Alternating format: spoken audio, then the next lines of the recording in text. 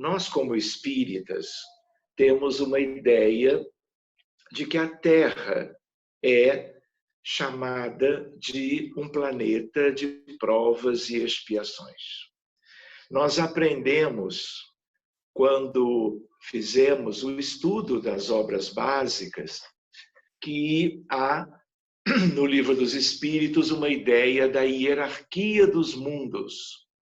E ali nós aprendemos que já ultrapassamos a etapa de um mundo primitivo e que estamos há milênios incontáveis na etapa de provas e de expiações.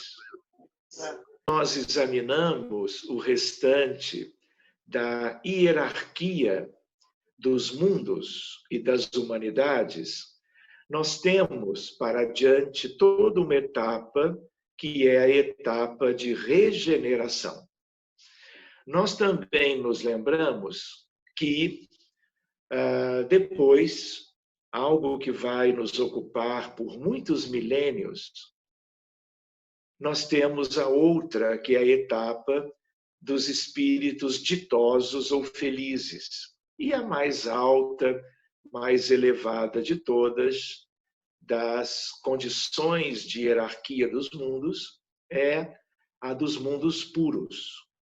Então, antes de tudo, como o nosso tema é os caminhos da cura do corpo e da alma, é importante nós nos lembrarmos que a espiritualidade, a par de rotular o planeta Terra como um planeta de expiações e provas, também nos diz algumas vezes que a Terra é um grande hospital.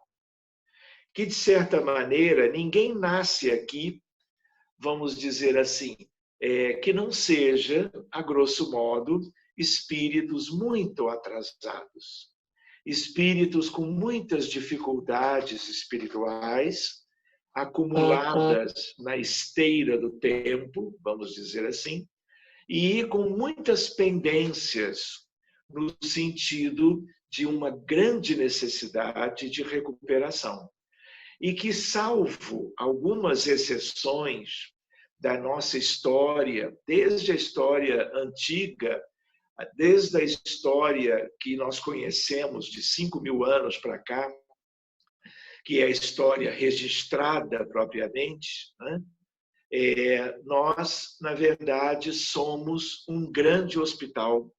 E estes espíritos mais elevados, quando se corporificaram, quando reencarnaram aqui, eram mesmo missionários, para nos ajudarem na recuperação espiritual.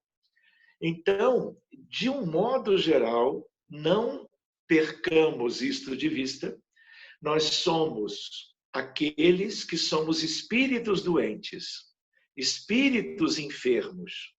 E como a Terra é esse grande hospital, dependendo da vizinhança e das regiões envolvidas astronomicamente, quem adoece numa certa altura do cosmos vem para a Terra. Então, de todo o sistema solar, em que outros planetas também têm as suas humanidades, a Terra é o lugar onde o atraso é maior. E é mesmo um mundo muito relacionado às imperfeições. Por isso, é muito difícil a gente encontrar pessoas que reencarnem aqui e que não adoeçam. Então, as doenças fazem parte das nossas realidades. Existem crianças, bebês, que já nascem com problemas congênitos, problemas neurológicos, cardiovasculares, problemas os mais variados. Então, às vezes, o diagnóstico é ainda feito intraútero, ou seja, quando o bebê está se desenvolvendo a nível de embrião, a nível de feto, o ultrassom já pode mostrar certos problemas médicos. E às vezes a criança nasce já toda uma equipe de prontidão para recebê-la, para já iniciar os respectivos cuidados. Mas em pediatria, quantas doenças afetam as crianças? Vamos dizer, existem colegas especializados em medicina de adolescentes, porque na adolescência também podem brotar diversas questões médicas. E na vida adulta, e também mais adiante, quando nos tornamos idosos, na chamada terceira idade, doença é o que há de mais comum, não é verdade? Então, por que é assim? Por que é muito difícil nós encontrarmos uma ou outra pessoa que, ao longo de, vamos dizer, 80 anos de vida, nunca tenha tido uma doença mais séria, mais preocupante e que tenha lhe causado mais sofrimento? É incomum. E mesmo sendo possível, ainda assim, tudo depende da programação espiritual, de tal maneira que, mesmo não adoecendo numa ou duas reencarnações de algo mais importante, nada impede que na programação de uma próxima não tenha que lidar com as suas próprias imperfeições que resultem em 1, 2 ou 3 diagnósticos relevantes e que tragam aquela alma encarnada, né, a uma série de desafios próprios, aqueles que as doenças geram. Então, vale a pena nós nos lembrarmos que aqui é um hospital. No livro Roteiro, Emmanuel, livro Roteiro é um livro astro. São 88 livros astros. Se depois vocês desejarem, eu envio essa listagem. São como que, de certo modo, os principais livros por Francisco Cândido Xavier, todos esses livros editados pela FEB, de tal maneira que neste chamado Roteiro, que é um livro lindo, como tantos, na verdade, todos de Emmanuel, nós vamos encontrar um capítulo chamado O Grande Educandário. E nesse capítulo, como o próprio título traz, ele chama o planeta Terra como uma grande escola. Então, ao mesmo tempo, é uma grande escola de provas, de expiações, mas expiações têm muito a ver com as doenças. De tal maneira que é educandário e, ao mesmo tempo, um grande hospital. E nós nos lembramos uma curiosidade que é pouco conhecida ou pouco lembrada, que nesse mesmo capítulo, que é o capítulo de Emmanuel, da obra Roteiro, ele diz para nós que nós somos 20 bilhões de humanos na Terra. O livro tem aproximadamente 70 anos e provavelmente pouca coisa mudou. Espíritos se foram por evolução, espíritos outros se foram por uma rebeldia e já fazem parte do processo de transmigração.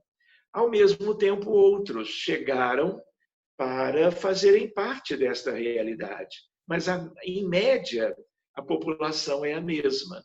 Se nós somos hoje 7,7 bilhões de encarnados, por uma estatística de hoje, nós temos, então, fazendo uma aritmética, nós temos 12,3 bilhões de humanos no mundo espiritual. E aqui uma lembrança oportuna. Os doentes somos nós todos. E os doentes, eles não estão apenas aqui do lado de cá, em que nós, como médicos, como organizações de saúde, podemos conhecê-los todos. Lá do outro lado da vida, no mundo espiritual, nós temos um contingente ainda muito maior de espíritos que se comprometeram no passado, como nós, diante das leis divinas e se demoram em regiões muito, vamos dizer, infelizes do mundo espiritual, numa erraticidade, como é o nome que se dá na codificação kardeciana, em termos de estarem aguardando providências ou novas oportunidades. Primeiro, para ganharem algum benefício, desenvolvendo eles também aspectos evolutivos no próprio mundo espiritual. Porque evolução se dá como potencial nos dois lados da vida, não é? E, ao mesmo tempo, aguardando novas oportunidades reencarnatórias, para que possam progredir, para que possam realizar programas de desenvolvimento moral, para que as doenças, aos poucos, ao longo de vidas sucessivas, possam como que irem ficando cada vez mais para trás e nós adoecermos menos de hoje para o futuro. Então, vale a pena nós nos lembrarmos que se hospitais, clínicas, diagnósticos, problemas clínicos, cirúrgicos, médicos de várias especialidades, ao mesmo tempo, um contingente imenso de pacientes com transtornos mentais, é isso que caracteriza a nossa condição. A condição de espíritos imperfeitos, a nossa condição de espíritos muito predispostos às mais variadas doenças, não é? Então, por exemplo, nós todos estamos em casa em função de algo extraordinário, que é algo que nós nunca tínhamos visto. Houve algo semelhante na gripe chamada de espanhola, que dizimou milhões e milhões de pessoas na Europa, tanto quanto nós tivemos a peste negra, a chamada peste bubônica, na Idade Média, que também dizimou pelo menos 1/3 da Europa. A gripe espanhola por um vírus e a peste bubônica por uma bactéria.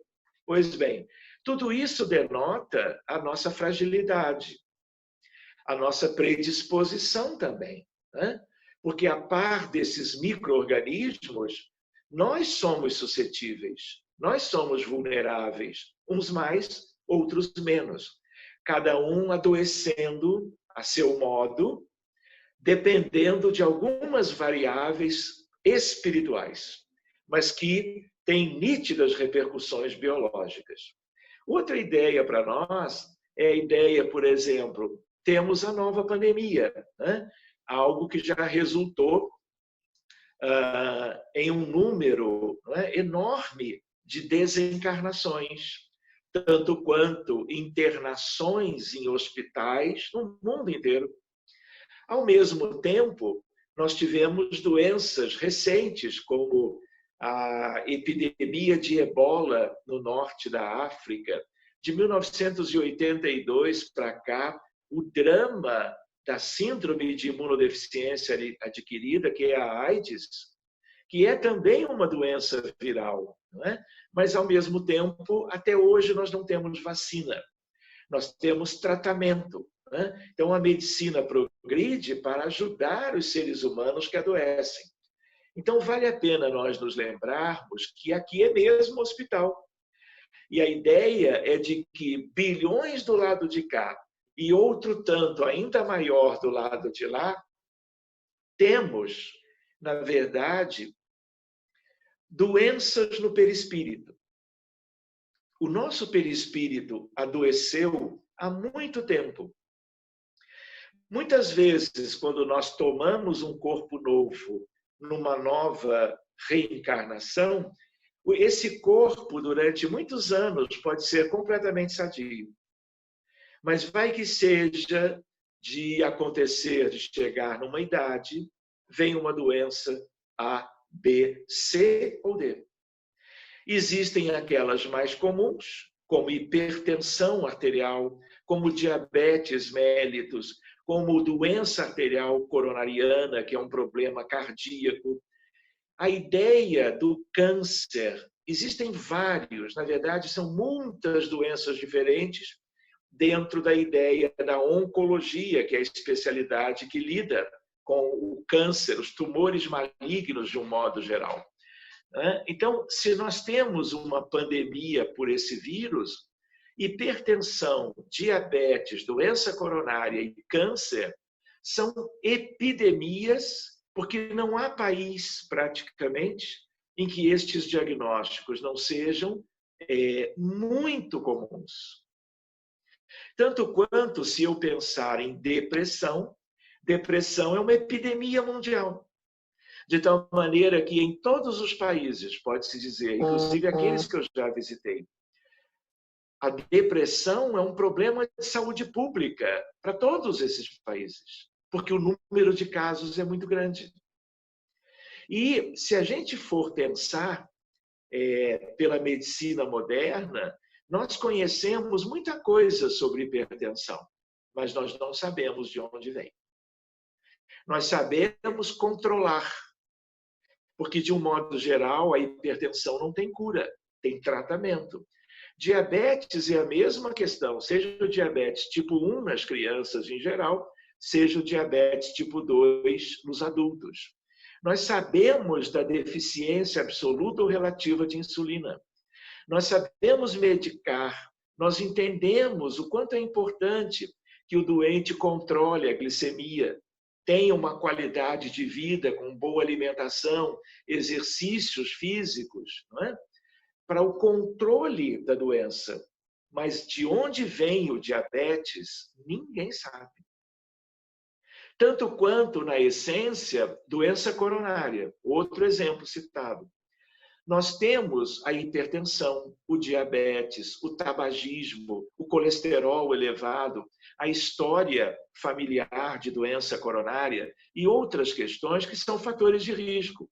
Mas eu tenho inúmeros pacientes no consultório ou no Instituto de Cardiologia que são doentes coronarianos, já até operaram o coração 1 ou 2 vezes para a cirurgia de revascularização e de implante, por exemplo, de pontes de safena, e que, na verdade, não tem fator de risco desses conhecidos.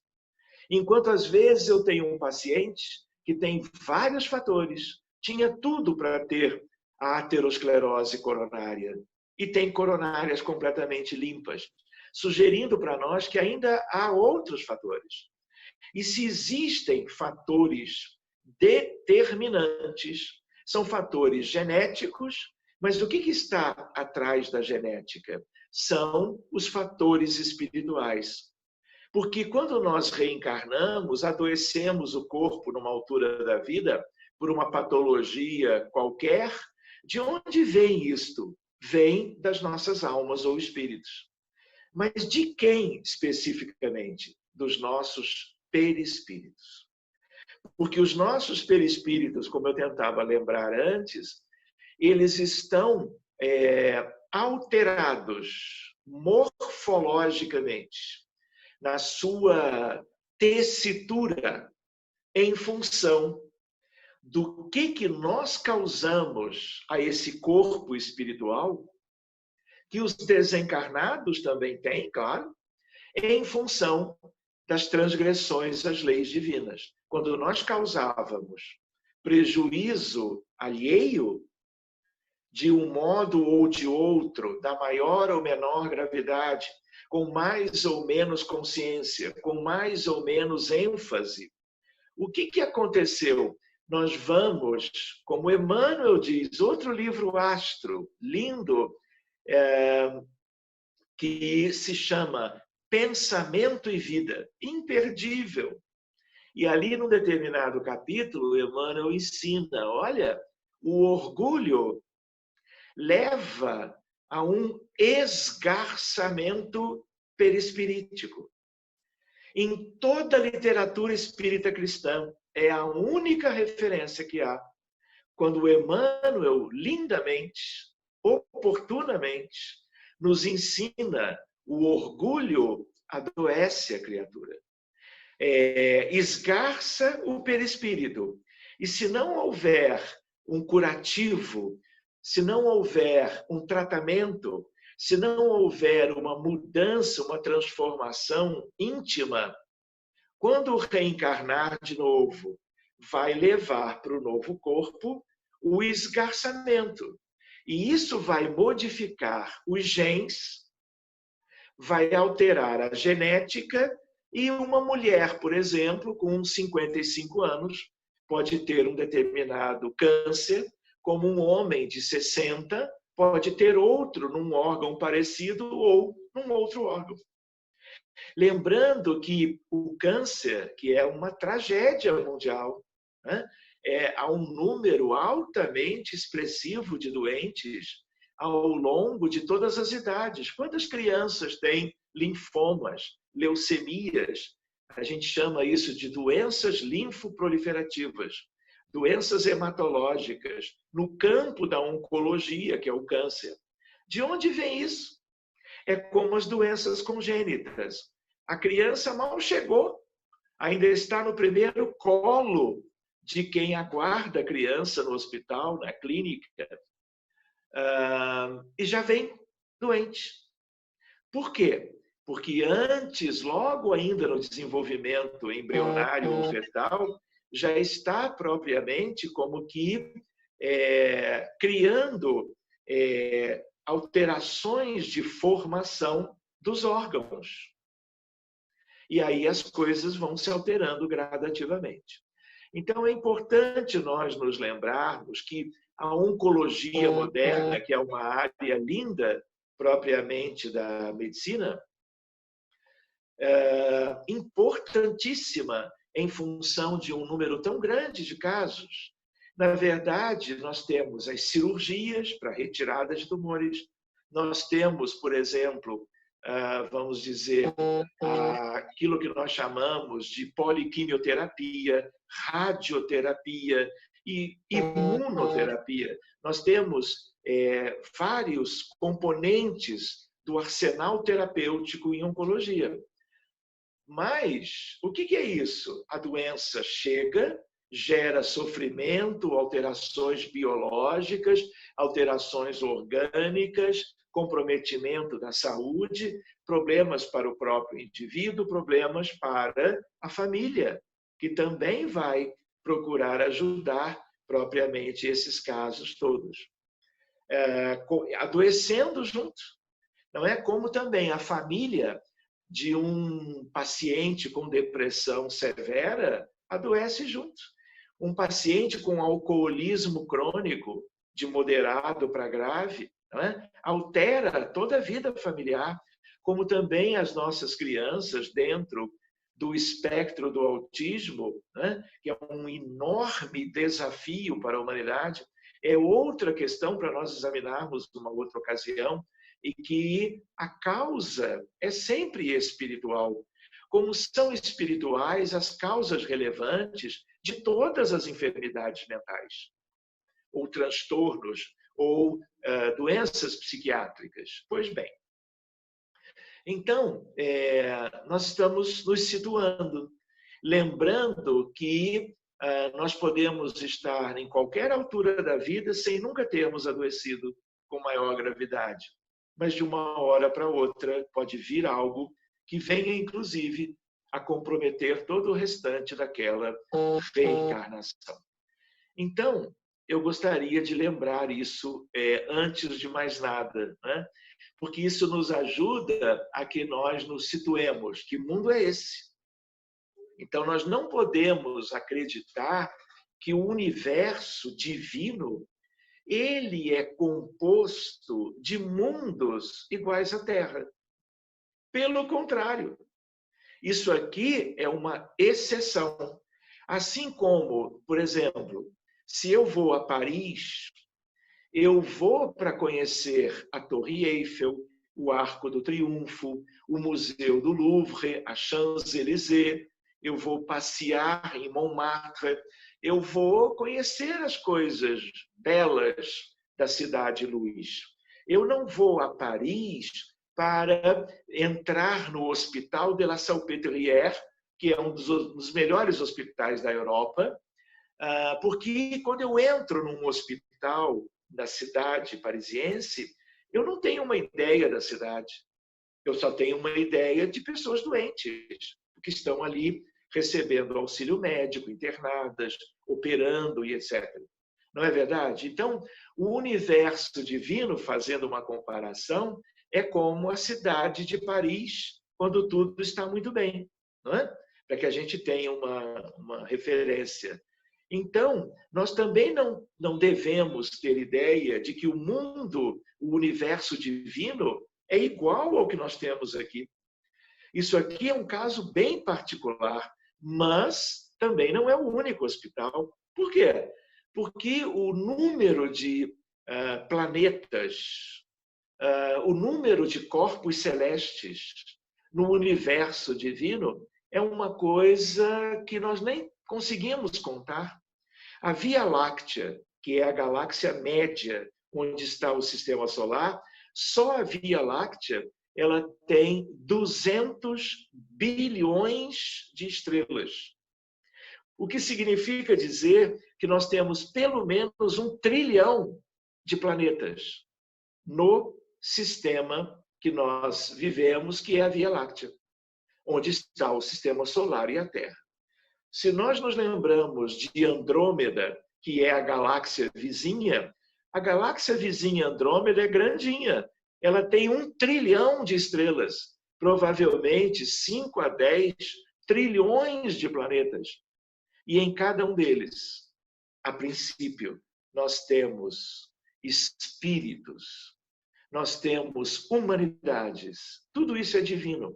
Então, diante de um cenário, de uma magnitude inapreciável, de certo modo, para quem tem as limitações de viver na Terra e enxergar apenas o pouquinho que nós enxergamos, vale lembrar que na Via Láctea devam existir inúmeros hospitais com perfis diferentes, próprios para realidades espirituais específicas. A Terra é o nosso hospital, é o nosso lugar para a nossa devida recuperação. Enquanto não nos recuperamos, adoecemos. A rigidez, o bem-estar, a sanidade mental de hoje não quer dizer que vai ser sempre assim. Por isso que muitas vezes o conhecimento da doutrina espírita, o conhecimento desses mecanismos ajuda para que nós, vamos dizer assim, saibamos lidar melhor com as enfermidades que surjam em nós mesmos e naqueles a quem amamos, aqueles a quem que fazem parte do nosso contexto familiar e daqueles outros que muitos nos preocupamos nas nossas atividades diárias, ou não. Então, é importante lembrar que o mundo Terra não é referência de mundo. Pelo contrário, isso aqui é algo à parte. À parte no bom sentido. Olha, adoeceu de certo tipo de problema moral, vai para aquele mundo bonito lá, que fica gravitando em torno do Sol, como nós temos outras humanidades bem melhores em Mercúrio, Vênus, Júpiter, Saturno e assim por diante. Então, essa é uma reflexão. A outra reflexão tem a ver com a ideia, quando a gente colocou no título, né, os caminhos da cura do corpo e da alma, primeiro a ideia de que temos corpo, mas nós somos almas ou espíritos. Então, as nossas almas enfermas fazem o corpo adoecer. Isso é uma ideia, né? E a ideia também que almas ou espíritos no mundo espiritual, nós encontramos doentes em bilhões de casos. Por isso que o que mais tem, eu dizia antes, no mundo espiritual, são cidades, colônias, né, envolvidas com a história e a cultura e as nações todas do planeta, hospitais dirigidos por espíritos superiores relacionados a todas as crenças, filosofias e culturas que já existiram na Terra. Daí a ideia de que no todo é um grande hospital. A outra questão no título, Os Caminhos da Cura, é a ideia de que cura é uma palavra forte. E às vezes alguém poderia pensar que quando nós falamos em cura, nós estamos falando, por assim dizer, em termos de tem um câncer, retira aquele câncer a partir de uma cirurgia, né? E depois de 5 anos não teve mais nenhum sinal ou sintoma daquela patologia. Para a oncologia moderna, 5 anos é um critério, vamos dizer assim, de cura.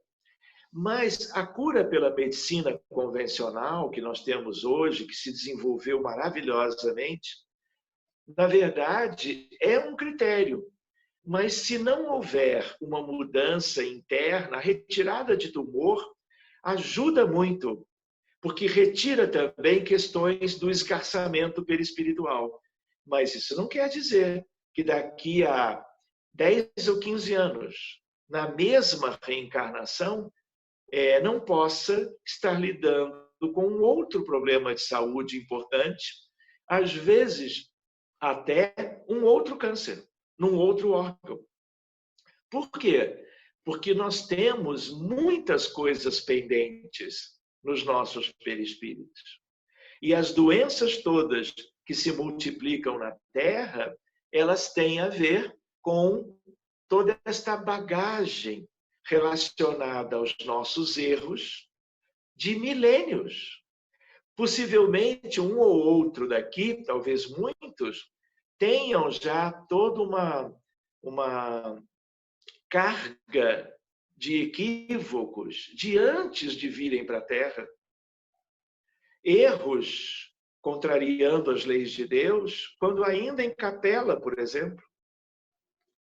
Por isso que o que nós olhamos no espelho e às vezes o que os exames de imagem, ressonâncias nucleares magnéticas, ultrassonografias, tomografias computadorizadas, PET scan, isso tudo é para ver o que está no corpo. E nós precisamos disso como elementos para o diagnóstico em medicina. Mas o que acontece? O corpo pode estar sadio hoje e, de certo modo, a mente já está vivendo transtornos muito sérios. Ao mesmo tempo, nós podemos ter uma mente equilibrada, hoje, entre encarnados, exames de ressonância inteiramente normais, exames de check-up laboratoriais também denotando tudo muito bonitinho, e daqui a 2 anos a pessoa estará às voltas com uma doença muito séria que pode comprometer a sua encarnação até o fim. Então, por que isto? Porque nós ainda não temos, mas vamos ter em breve, ressonâncias ou elementos parecidos que enxerguem o perispírito. O perispírito, a espiritualidade enxerga, os desencarnados enxergam. Mas a medicina vai dar um grande salto quando nós formos capazes de colocar uma pessoa num equipamento nos moldes das tomografias e ressonâncias da atualidade, em que nós vamos adequar o aparelho, né? O dispositivo, para olhar além do corpo, num determinado momento, como parte do exame, olhar de perto o perispírito. E aí nós vamos poder reconhecer tudo o que existe nele desde a infância. Porque o perispírito vem conosco do mundo espiritual. E todo o diagnóstico já feito de alterações do perispírito, muito cedo na nova jornada reencarnatória, permitirá que o passe, a fluidoterapia espírita, o magnetismo terapêutico, a água fluidificada e outros elementos relacionados, por exemplo, às virtudes, que venham a ser propostas durante as escolas das crianças e também durante a evangelização da infância e do jovem, para que desde cedo nós sejamos acostumados, convidados ao exercício das virtudes que nos faltam. Então, empatia, compaixão, solidariedade, fraternidade, caridade desinteressada, meditação, prece, gratidão, tudo isso hoje nós estudamos em medicina como fatores tanto de prevenção de doenças, como também fatores nitidamente terapêuticos, o que significa dizer curativos. Como que elementos associados junto dos elementos conhecidos pela medicina oficial, concorrendo como nunca nós podíamos supor para o benefício da criatura. Então, vocês já imaginaram que medicina preventiva extraordinária?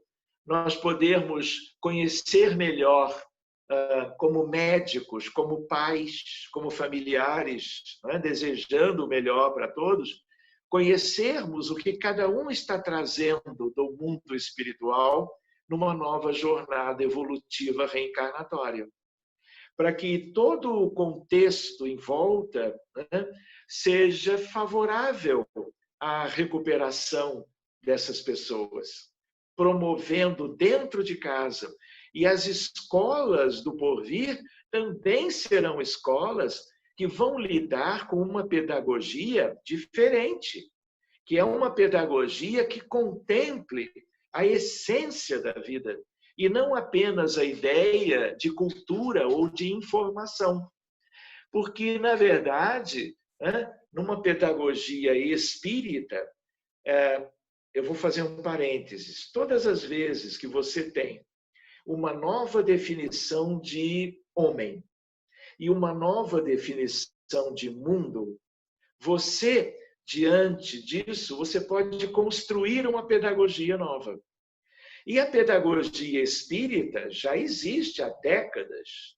Existem inúmeras escolas espíritas, eu até diria, não é uma palavra que eu goste muito, mas escolas confessionais espíritas, no sentido de que vai aprender matemática, literatura, geografia e história, sempre introduzindo ao mesmo tempo, além de tudo que todas as escolas trazem para as nossas crianças, trazendo também elementos que são espirituais, que tenham a ver com as questões da vida na Terra e do que importa para essas crianças e jovens conhecerem, para que eles, desde cedo, sejam capazes de melhor administrarem as suas questões pessoais. Por exemplo, eu conheço escolas espíritas e as crianças, antes de começar o dia letivo, e ao encerrá-lo,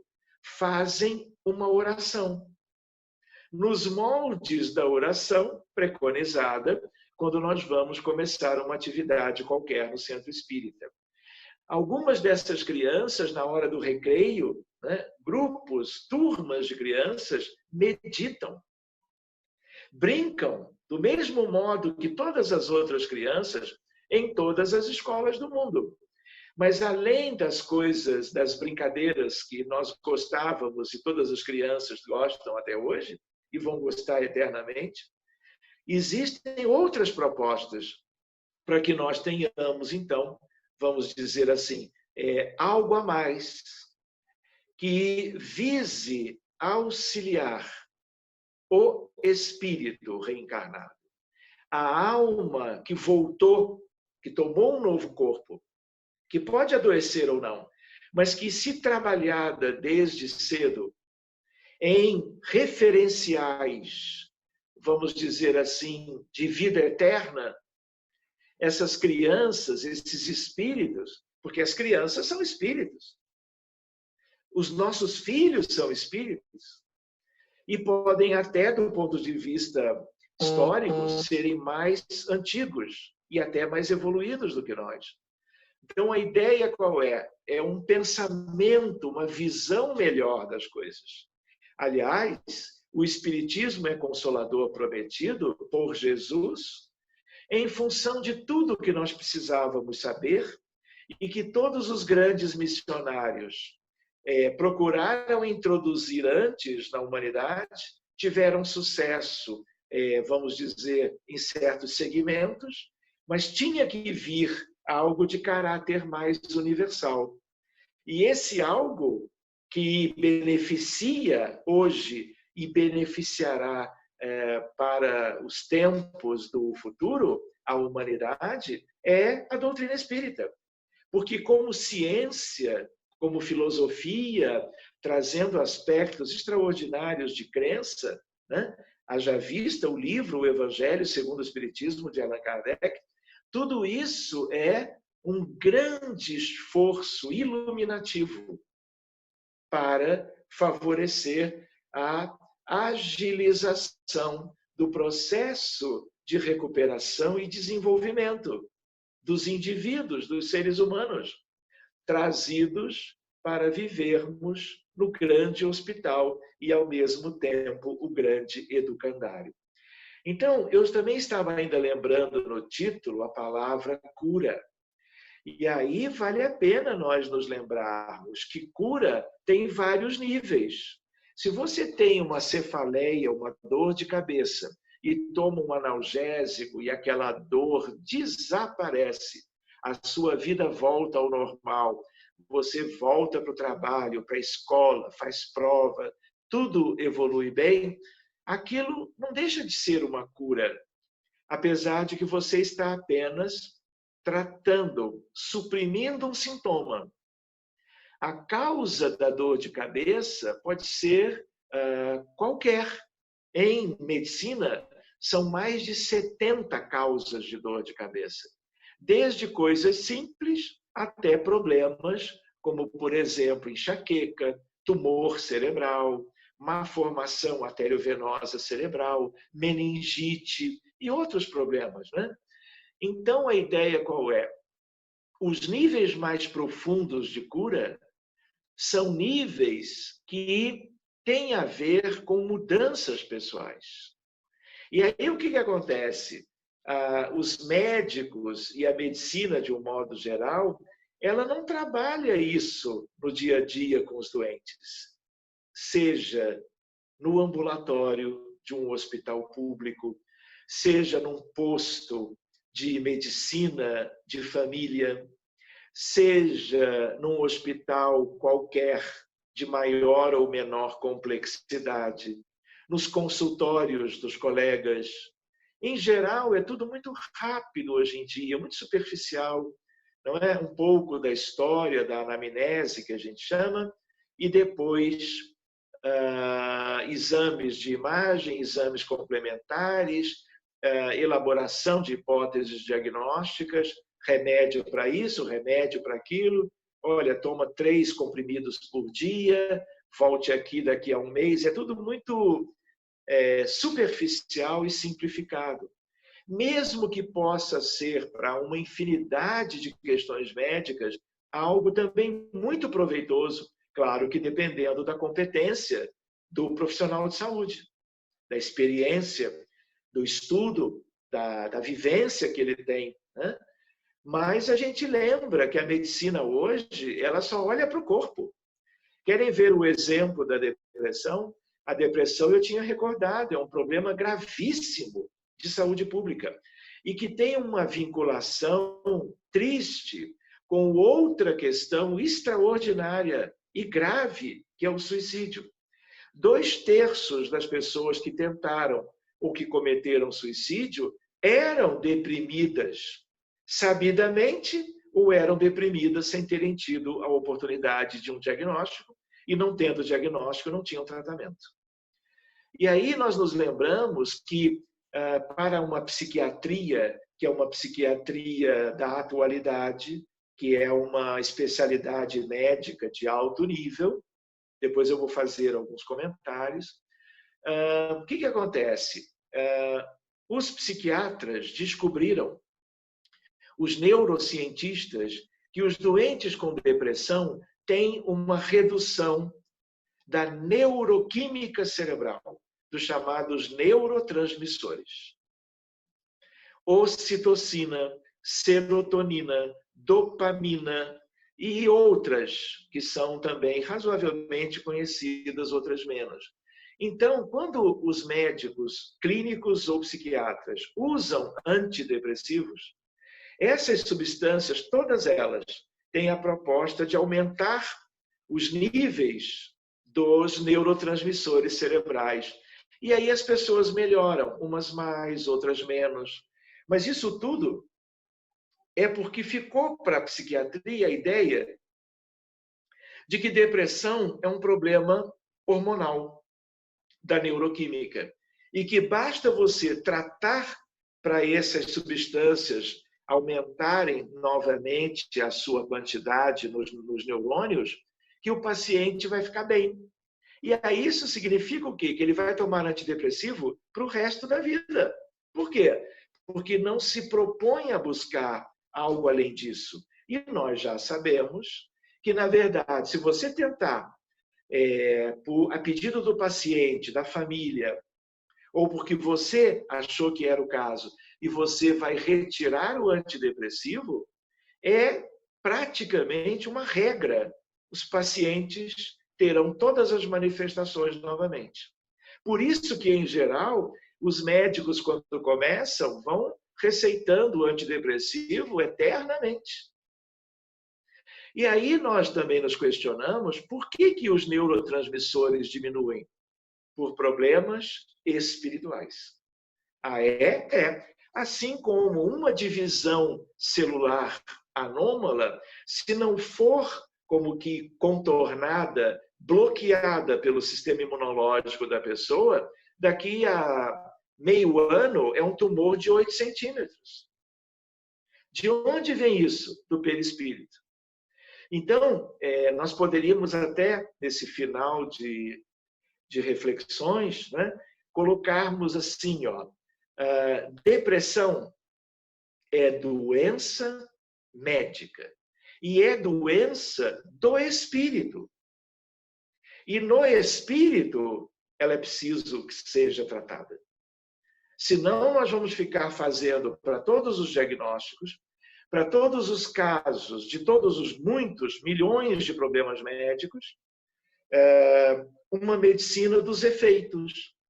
Vamos suprimir efeitos, retirar um pedaço disso, um pedaço daquilo, e não vamos trabalhar uma cura a um nível mais profundo. E o que nós precisamos, então, para trabalhar as questões mais profundas? Aí vem uma lista de itens. A mais importante, se eu quero ajudar um paciente que tem esquizofrenia, uma criança com autismo grave ou severo, né? O centro espírita pode ajudar e muito, com duas questões. A abertura do caso numa reunião mediúnica preparada com um grupo capacitado para isso. Para entrar nas questões antigas, cuidar de tudo que é identificado e fazendo isso os doentes todos melhoram. Todos, uns mais, outros menos. Outra ideia é de que a fluidoterapia espírita, o passe com o paciente deitado, né? O ambiente dentro da casa espírita, nos moldes de um hospital como os de nosso lar, na verdade, significam uma mudança fluídica, como está no livro dos médiuns, quando Allan Kardec trabalha a ideia de mediunidade, de cura, e ele lembra, olha, é trocar uma molécula malsã por uma molécula sã. Tudo bem que não é simples assim, mas é o caso de capacitação de equipes para isso, com referenciais próprios para essa atividade, para que essa atividade tenha êxito. Por exemplo, o cérebro de uma pessoa adulta com depressão, o passe terapêutico ele pode mudar a neuroquímica, tanto quanto o cérebro de uma criança com autismo tem inúmeras modificações. O cérebro das crianças com autismo ele é inflamado. O passe semanal para as crianças pode reduzir a inflamação. Reduzindo a inflamação, eu vou ter melhora clínica. Então, esse é um grande, belo capítulo para nós continuarmos os nossos estudos numa outra ocasião. Mas então nós fizemos assim algumas lembranças de algo que seja motivador para nós continuarmos não só os estudos teóricos sobre esta fronteira entre medicina e espiritualidade, lembrarmos de que existe já um paradigma novo. Se o paradigma cartesiano, o paradigma materialista, o paradigma mecanicista nos conduziu a uma medicina limitada, mas muito próspera, num certo sentido, nós temos que buscar o paradigma espírito, matéria, mente, corpo, que é o que inúmeros grupos no Brasil e no mundo estão procurando praticar. Então, isso é como um convite maravilhoso dos bons espíritos a bem da saúde humana. E a outra ideia que vale a pena, então, é nós nos lembrarmos que nós somos, quando encarnados, e qualquer doente o é também, não apenas corpo e células, sistemas orgânicos. Nós somos almas, nós temos perispíritos. E tudo isso tem que ser ou fazer parte dos objetivos de uma medicina que já começa a despontar a bem da nossa humanidade.